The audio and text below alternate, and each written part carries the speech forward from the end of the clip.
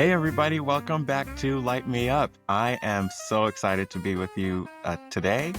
And what I want to talk about is what emperor penguins taught me about life. I was watching Secrets of the Penguins on National Geographic, and I want to read the description of the series to you. The series says, over 2 extraordinary years, National Geographic explorer Bertie Gregory discovers secret traditions, surprising intelligence, and close-knit societies of gregarious penguins, never filmed before. This astonishing series reveals they are more like us than we ever dared dream, from courageous risk takers to the power of friendship and adventures using ingenuity and innovation in some of the world's most extreme places. And this is narrated by Blake Lively. So I just want to share with you some of my thoughts as I was watching this series, and I'm going to be using my notes to kind of keep me on track here. But again, this is what Emperor Penguins taught me about community and about life. So the first episode of this series follows a group of emperor penguins in Antarctica, and Birdie follows along with all of them. And Mama Bird, Mama Penguin, she shares her last meal with her chick before she heads out on a journey that will take her away from her chick for a couple months, actually. And there's some surprising lessons, some turns that take place. And I want you to follow along the journey with me. And also, do please check out the episode on National Geographic. But you're going to get the recap from me here. And again, those life lessons that I learned from these wonderful animals. And actually, they happen to be some of my favorite animals to begin with. I'm for those that are watching, I'm wearing black and white in honor and tribute to those animals. So in this series, in the first episode, Mama Penguin is sharing her last meal with her baby chick um, just before they embark on the journey to learn how to hunt for themselves and set off to sea and gather around with their other chick friends. There is a tiny runt in this series that Birdie follows, who I'll call Mumbles, because this reminds me of Happy Feet in lots of different ways. But this tiny little runt in the flock of chicks is learning how to take care of themselves after mom and dad kind of move them along out of their care for probably the last time. And you learn some powerful things from these creatures. So there's a storm brewing in Antarctica, and to survive, these penguins are relying on the strength and courage of each other and being together. And so the wind is billowing. They begin to pull together and huddle up, and just like their parents before them and taught them, they're learning their strength and power in numbers. Meanwhile, Mumbles is struggling to find his way to his friends, to find warmth through the storm. Does he end up surviving through the night? He does, because he is surrounded by the warmth of his friends and the protection of his friends. And I will tell you what struck me by watching that storm over that night. Um, it really makes a difference when we pull together and through the power of the collective, we can persevere. These penguins are some really interesting creatures, and their very existence um, relies on their innate ability to um, connect and build relationships. And it starts with their parents. So I'm going to take a moment here and pause and just talk about my parents, Julius and Brenda Bryant. We can say that this episode is going to be dedicated to them today. I am the product of wonderful warm, loving, kind, and compassionate parents. I think I am a blend of both the compassionate side of my mother and the strength and perseverance of my dad. And just to speak a little bit, because it is Mother's Day, my mother is one of the most loving people I know on this planet. She has such care for those around her, just like Mama Penguin in this series. She really pulls together and makes sure that we're taken care of, that we are provided for. And I'm just truly grateful to have a mom like you, Brenda. So thank you so much for being that spark of joy in moments where I need it. And for my dad, thank you so much for being such a rock. I think that you hold on to a lot and carry a lot, but you do it with such grace and humility and concern for your fellow human, which I carry with me throughout my days. So I'm grateful for both of you. And on this Mother's Day, I just want to say thanks for giving life to me and allowing me the opportunity to share my heart with the world. So, really grateful. But back into this story about the penguins. So, the dads take care of the chick while mom is away, storing up and getting ready to come back to feed the new chick when it arrives. And what I learned through watching those birds group together and those frigid temperatures is that collaboration and trust with their mate is paramount to keep the egg alive. So I watch these birds practice with a frozen piece of snow. The transfer from mama bird to daddy bird to protect and incubate the egg while mom is away, getting ready to store up the food for her chick when she comes back. And they practice and practice and practice over and over and over again until they get it right. And they both feel comfortable with their ability to transfer this egg.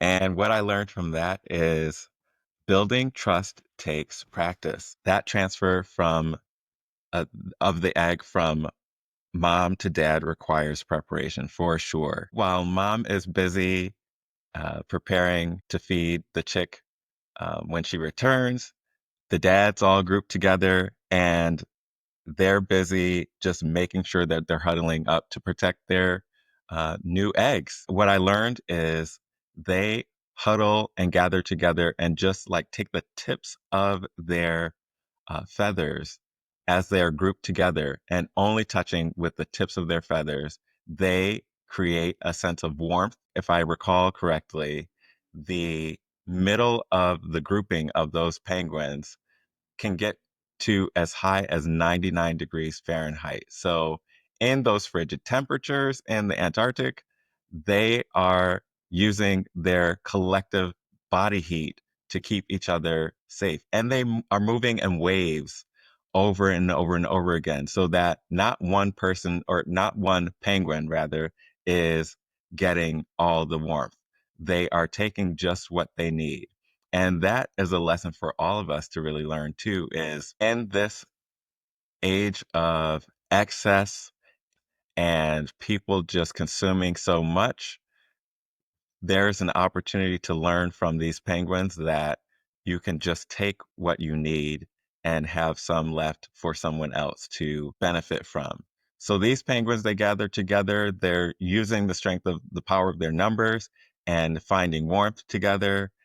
And what I learned about this is we can make it through life's toughest and darkest times by coming together and sharing time, energy, resources. We are stronger when we do this thing called life together. So, mom comes back from her 2-month journey away, feeding on tons of fish, getting ready to feed her new chick.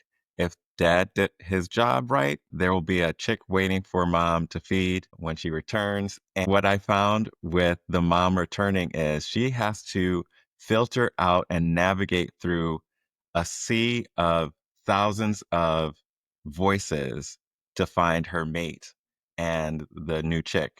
And after some time spending time with mom and dad, the chick at about 2 weeks old learns to build friendships with other chicks in the grouping there. And this is important because forging those formative relationships at such a young age, it is vital for their survival. And even if you just find, and the note and the lesson here is even if you just find one person that gets you, that's a blessing. And as we move forward, at 5 months old, the chicks begin their first journey to sea, but they do it again together. Uh, so we catch back up with Mumbles, who is uh, kind of on the outskirts of the group of chicks who at this time are molting their feathers, and they follow the oldest and most confident leader north. But there's trouble ahead for this group of chicks. And what is that trouble? Climate change is that trouble. The sea ice that they are traveling on starts to break up underneath them. And just as our climate continues to warm and change, uh, it makes the journey that these chicks are on even that much more treacherous. And so as a result, they um, band together, they follow their leader. And what I learned from watching them take that journey is as that sea ice is breaking up underneath them, if their feathers get a bit too wet, these animals, they could drown because they're not quite ready and their bodies aren't quite water resistant at this point. And so taking that journey through that water is really, really rough for them. But again, they are moving collectively together, taking this journey, really pitching in to make sure that they try their best not to leave any of their group behind. But the leader ends up needing to leave Mumbles behind. Somehow that chick ends up making it back to his friends by mustering up the energy and the perseverance and the wherewithal to get back to the group. So I'm going to say yay. And the song that came to me was Reunited and It Feels So Good. I'm sure Mumbles was really, really excited to be back with his friends. But uh-oh, what ends up happening? The leader, she ends up taking them in the wrong direction. And now they are upon a cliff that's probably about 40 or 50 feet high from the water below them. And also more danger. There are killer whales that are now approaching this group of penguins, though they're unaware that they're 40, 50 feet above. These penguins are now on the edge of the cliff. The killer whales end up passing by. Thank God they did not decide to jump in around that time.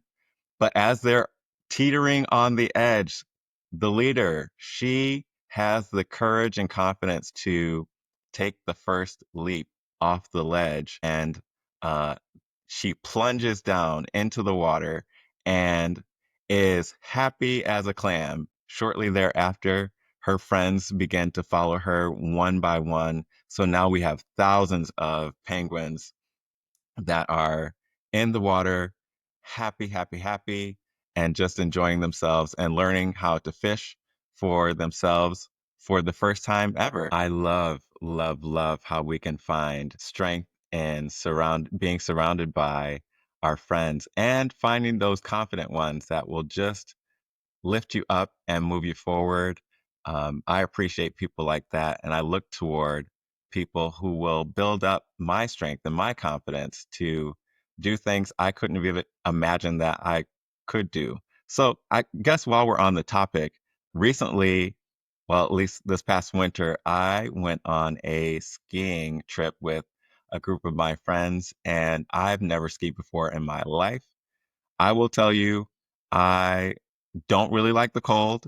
I don't like snow, even though I grew up in Western New York and the Finger Lakes. And um, you would think that I would be used to it by now, but I so still don't like the cold. But we were on this trip to Vermont, and Okemo was the mountain range that we were on. And we get our ski equipment, we strap up, we're getting ready to go. I was feeling a bit overwhelmed by the experience as we got connected to our instructor for the day. They're separating us by skill level, and I was having trouble keeping up with my group. And when I tell you it was frustrating, I was flip flopping and falling all over the place. But what ended up happening was we broke for lunch and then we come back. I'm very frustrated. And I hear the words from my instructor, "Hey, Brandon, actually, I think what we're going to have you do is kind of peel off and go with this other smaller group who might need a little bit more attention and care." I was so mad. I was so mad, but I understood that I was not keeping up with the group and needed to really take a moment to lock into some skills here and get back to the basics. And I want to thank my second instructor for the afternoon, Erin, because great she took such great care of me and the two other individuals that I was skiing with.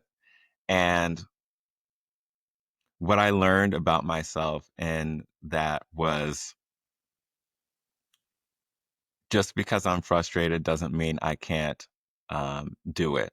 And this is the lesson I want to share with you as well is it's okay to be frustrated, but as Aaron told me, I will not let you give up. And just like those penguins, uh, they didn't let each other give up. They stuck together. And as we navigate these new challenging times that we're in, that there's strength in numbers and staying together and sticking to your values here. So I value trying to get through this skiing adventure that I was on. I went up that bunny hill and down the bunny hill and back up again. And in those moments, I thought, okay, I need to just take off these skis. I'm not really getting it. But we ended up finding a way through my instructor, Aaron. Thank you, thank you, thank you for doing that. At the end of the day, what I learned is I'm much stronger than I give myself credit for. I'm able to do things that if I put my mind to it, I can do it, I can achieve. And so just like Mumbles was struggling behind the group, couldn't catch up, and then eventually mustered up the courage and strength to get back to his community and his tribe, as it were. Uh, we learn that we pull together, we pull together and rely on the strength of each other to get us through life's challenges. So, as we close out this pod, I want to share with you four takeaways that I got from watching this beautifully filmed series on penguins. The first being the way to navigate the joys and pains of life is through forging uh, really meaningful relationships with your friends and holding each other up. What I do know is people are sometimes in your life for a moment, but people are in your life for a reason, sometimes for a season, and sometimes for a lifetime. And we need to pay attention to the lessons that we teach each other. There's so much to be learned by listening and observing your fellow human being. That's number one. So the second life lesson that I learned from watching these penguins is this life is a journey, and sometimes it requires us to take a leap of faith off the cliff into something that might be a little bit scary. Just like those chicks, I'm sure were very scared, kind of teetering on that edge of expecting something. They didn't quite know what was on the other side, but they took the leap and followed the leader anyways. And what they found was a life full of riches, with gaining more food from the fish that they would learn to hunt over time. And I'm thinking about this question: what is something that you may have been on the edge of, or some sort of thing that you may have been thinking about that may excite you, but you're so terrified to take that jump? I'm going to encourage you to take that leap into the challenge of finding out if there is success on the other side of that leap. It's very important and vital for us to take those moments to find the courage. And maybe you need to pull on your fellow friends to find the strength, but you can do it. You can make it. It takes the collective to do this. Additionally, the best way sometimes to push through those moments where you might be a little afraid to take that leap is to find someone who's done it before and get that mentorship from those guides, those people that will who have blazed the trail before you, so that you can learn from their mistakes and find a path that's clearer forward for you. Number three, if you are having trouble finding friends, maybe because you moved to a new city or started at a new school or started a new job, I would encourage you to think about those things that inspire you, that bring you the greatest joy, that bring you the most fun. You can find community in that. Maybe you are, back in the day, you were on Facebook and you were looking for a group that had similar interests to you. Pursue those opportunities, because there's probably someone somewhere in your neighborhood that likes the same things that you like. And if not, you can create it, create your own community. Those are opportunities for you to shine and take some leadership. Take that leap and try. And number four is, if you are encountering a setback in your relationship, or a group is having trouble really connecting, always remember the humanity and the individual or individuals on the other side of whatever conflict you're on. I would also say to seek conversation and understanding in those moments where there is a bit of friction. Take an opportunity to listen, to understand the other person on the other side, just as you would want to feel heard and understood. And as a friend of mine told me years ago, that we should, as we're communicating our hearts and our minds, that we season our words with grace. And that has stuck with me over the years. I think sometimes I might struggle, we all might struggle with sharing our mind, but doing it in the most gracious way we can. Because the one thing that I don't want to do in my life is to snuff out anybody's light. I want you to be exactly the person that you are, the person that you've been designed to be. I want you to live life to the fullest. And so, as I learn from you and you learn from me and we learn from each other, that we do this with a sense of grace. Um, and then, if you've hurt someone, it takes nothing, as my dad once told us, or told us frequently growing up, is that it costs you nothing to apologize. If there is someone that you hurt or wronged, take a moment, take a breath, and learn to say, I'm sorry. We all can find a way forward if we take the opportunity to open our mouths and communicate and have dialogue. It's really important that we remember that there's a heart on the other side of your words. There's so much that we can do if we do this collectively and we do this together. So, folks, that's what's on my heart this week. Thank you so much for listening to Light Me Up with Brandon Bryant. I'm so grateful for the privilege of your time.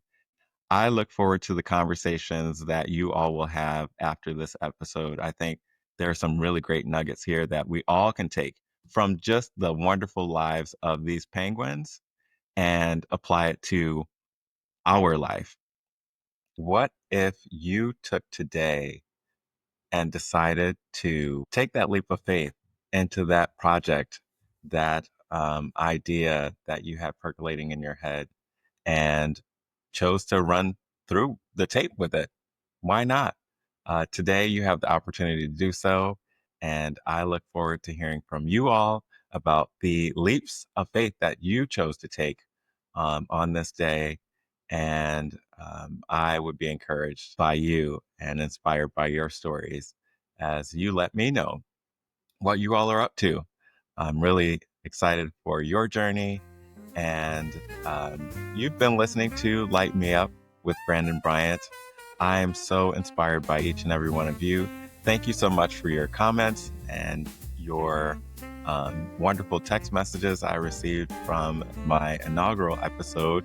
If you've not had a chance to take a look at that or listen, you can double back to the last episode. Love to join you there. You can find me online at lightmeuppodcast.com.